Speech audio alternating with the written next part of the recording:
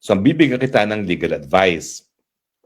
Ang ginawa mo naman na pag-anunsyo na ang Marcos Jr. ang nasa taas o mastermind ng pangungurakot pagdating sa flood control funds at saka sa pantaunang budget ng DPWH ay isang bagay na po pwedeng magbigay sa iyo ng karapatan na humingi ng asylum.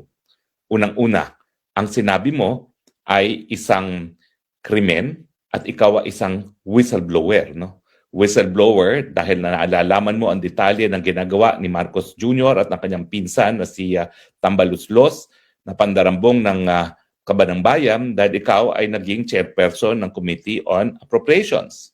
At ikaw din ay malapit na malapit kaalyado ni Speaker na dahil siya ay pinsang buo ni Marcos Jr., ikaw din ay naging katiwala ni Marcos Jr. So yung ginawa mong pag-anunsyo na ang mastermind sa lahat ng kabalustugan sa budget ay si Marcos Jr. ay importanteng testimonya na nagpapakita na tunay na magnanakaw si Marcos at siya talaga ang mastermind ng kabalustugan sa gobyerno. Dahil dyan, ikaw ay tinatawag na whistleblower. Bagamat wala tayong batas na nagbibigay proteksyon sa whistleblower sa Pilipinas, pag ito namang pagiging whistleblower mo ay magiging banta sa iyong buhay, yan ay basihan para ikaw ay humingi ng asylum. Dahil pag ikaw ay pinauwi sa Pilipinas, sigurado ako, napakalaki na pagkakataon na manininoy ka.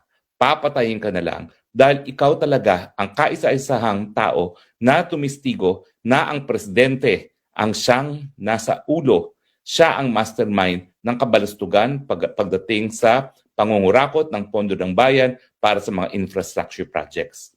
In fact, ikaw lang ang may personal knowledge na 25 billion o 25% ng 100 billion ang na-deliver mo kay Marcos.